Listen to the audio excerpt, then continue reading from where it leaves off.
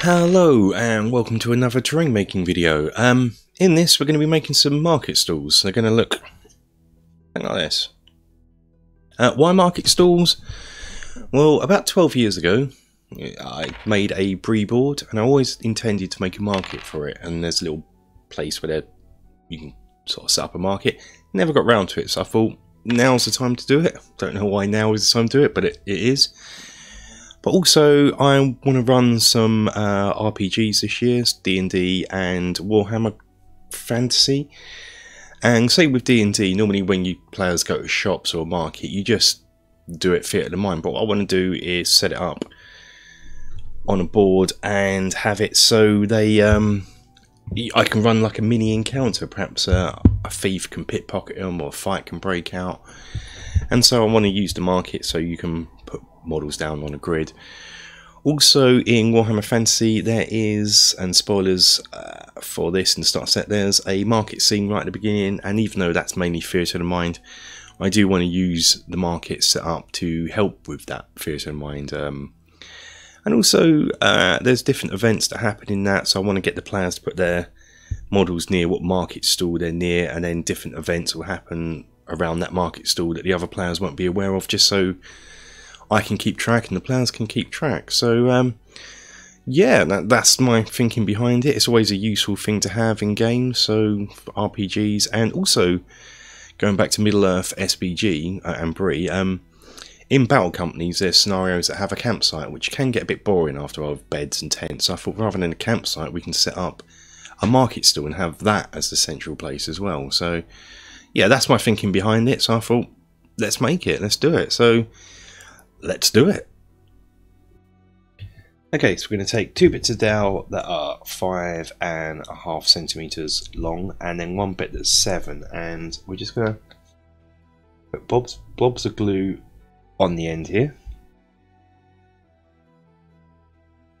and we're just going to use my cutting mat to help line it up as I'm gluing it, due to it being these squares on it are in centimeters. So I can just do this just to help line it up as I'm gluing it. Next we're going to do something similar. We're going to take 2 bits that are 4 centimeters and 1 bit that is 6 centimeters, and we're just going to glue those likewise, except for this time the bits will go on the end of the long bit rather than underneath it as up here. Allow this to dry once it's set. You could use super glue if you wanted to get it done quicker. Okay, when it's dry a little bit, it doesn't be totally dry, get some more glue, and on the first bit, just put some blobs of glue in each corner. Might need quite a bit. And taking something that it can lean against and is a right angle, so I'm going to use this box here. And just butt it against the end bit here,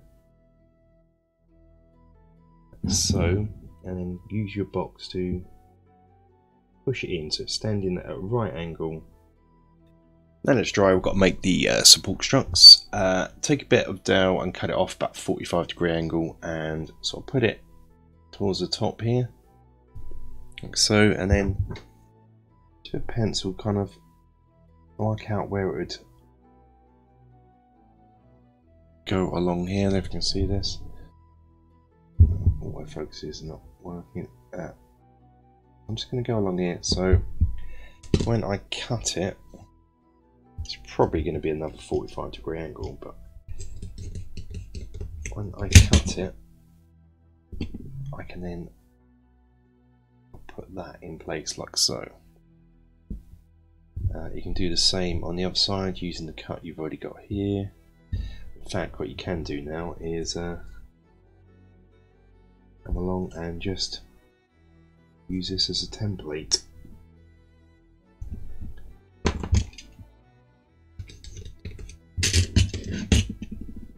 It's all glued in here, like so.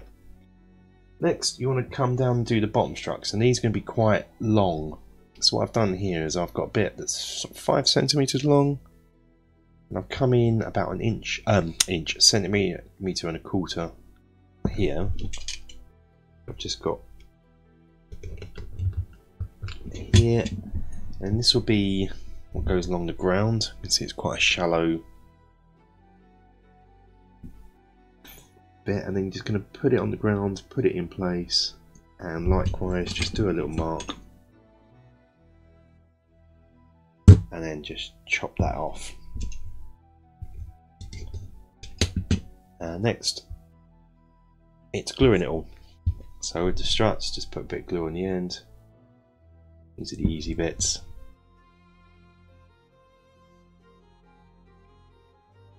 So these bits are a bit more difficult because you've got to make sure it stands up. So you need to sort of glue them in place, but until they're dry, they're probably not going to be strong enough to straighten up to hold it up. So what I tend to do is put a blob on each end,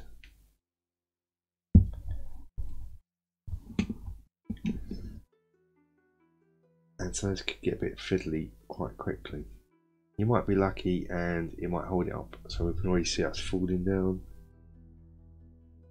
It might hold it for a short while, then it'll fall again, like so. So what I tend to do, come in like this, another bit of dowel, just to sit it on top whilst it dries, like so.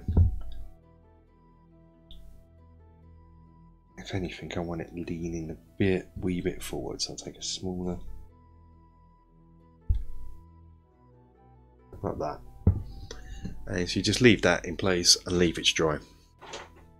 Paint it a dark brown. If you're using Games Workshop paints, you use something like Rhinoxide. I, for terrain, tend to use more acrylic, artist acrylic paints. I'm used to use this, which is like a burnt umber.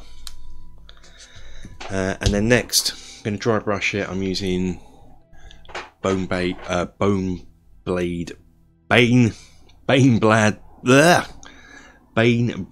Brown. Oh my goodness, I can't speak.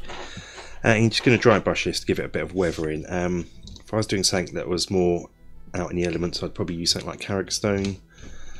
I'd imagine the merchants will keep this a bit more upkept, so I don't want it that weathered. So I'm just going to dry brush it like so. So I'm going to carry on with this. Next up, you want to make the canopy. So for this, we're going to use some printer card. This is just thick paper, really, or thin card. So I think it's 300 GSM, something like that, 280 GSM. But anyway, you want to make sure it's just ever so slightly wider than your frame. So in this case, I think it's 7 centimeters, 7.5 centimeters, and you want to make it 6 centimeters, because what we're going to do is we're going to put it at the back here, fold it over to here, so you've got a bit, about 1 centimeter at the back, fold it over, and then now come in and so I'll put it roughly in the middle and just put little centimeter marks here. And you can freehand this, or you can, I know, use a compass, but I'm just going to freehand it. Draw little semicircles.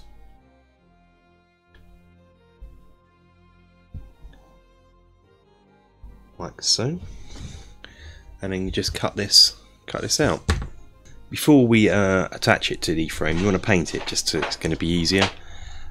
So for this, I decided to use a red and a yellow. I'm going to go for quite bright. It's a market stall, you want to attract people to it. So I've gone for this Mephiston red and an old Games Workshop colour, which is bright yellow. I'm assuming there's now a equivalent called Bad Moon Yellow. Now this is like a pot from the 80s, and this is still going strong.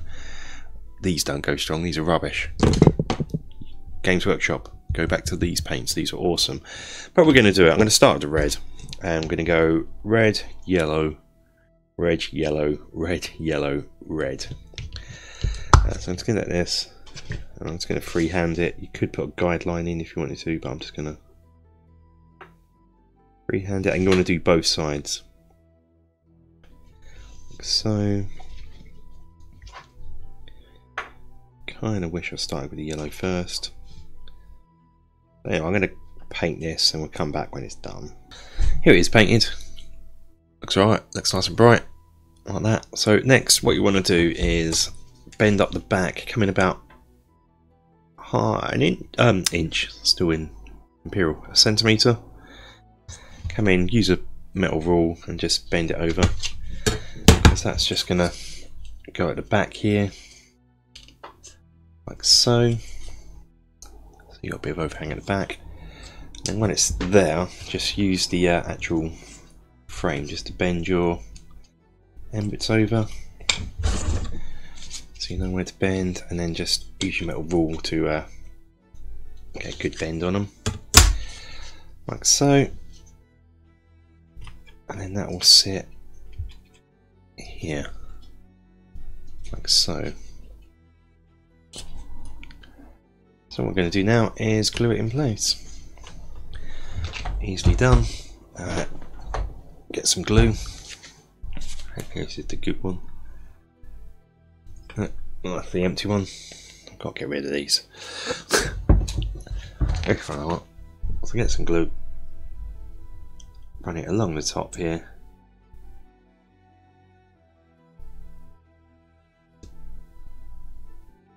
And just a little bit on the back here. To hold it in place, but I don't want any on the front because I want that to be just flapping away there. And then just it's easier to do it upside down.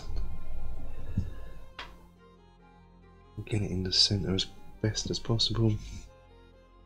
Push down and then allow that to dry.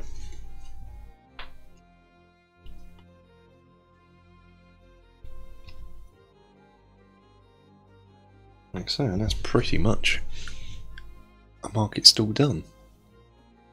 So here's the one we made during the video. It's all dry, so it looks. I've seen it already. I made another one in a similar fashion, but just painted the canopy different, sort of blue and white.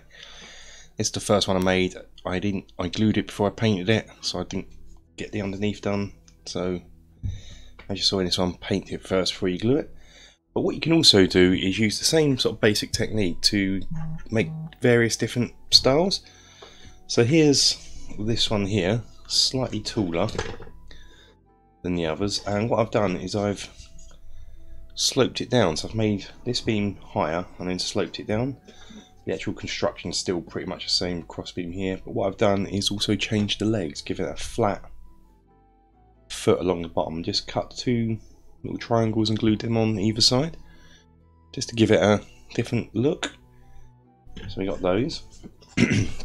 And then did something similar to this, but made it front and back. So it's the same sort of style, sort of height, but front and back. You have this one sort of more of a leather canopy. Now, what about the produce? Now for this, you could make it yourself. I'm not going to bother because there's so many good pre-made stuff that I'm just going to use those. In fact, if you remember in the intro I said I've been meaning to make these for about 12 years. Well, back then I actually bought some tables, so I'm just going to use those. But if you really did want to make some, what I'd recommend is making the table out of foam and scoring the wood in, making it look like wood. And if you look at the Shire objective markers video, I'll put a link, an annotation-y cardy thing sort of here. You can use that to make the produce that's on sale, because it's all, the Shire markers are all just boxes of veg. There's carrots and mushrooms and the like, so you can just use that to make the stall. But for me, I'm using some pre-made stuff. I've got these, so I've had these for years, so it's just these that I'm using, sort of tables. These I don't know where I got these, so if anyone recognises these, put something in the comments about who made these, because I think these are really, really nifty. I just can't remember. I say I've had them years and years and years. They're resin, I think I may have picked them up at a wargaming show once. But yeah, so I got these. They're going to be the tables. I've got 4 tables, 4 stools. What I will do, Thomarillion, who I've done reviews for in their terrain, actually sell market tables. They actually sell, if you didn't want to really make these, actually sell stuff like this that you can buy. But if you want to make these and buy the tables, I'll leave a link in the description for those. That's it. What I'll do, that's it for the video, so thanks for watching. I don't know if you can see, I'm going to try and, I might just do a quick, change camera angle, just do a quick, at the end, just sort of show them set up with these in place so you can have a look. But that's pretty much it for this video, so thank you for watching. Please like the video, always helps, you know, beats the dreaded YouTube algorithm. And if you haven't already, please do subscribe. It means a lot when people subscribe. It gives you a real boost of enthusiasm. So yeah, that would be fantastic if you could do that. But that's it for this one, so until next time guys, take care.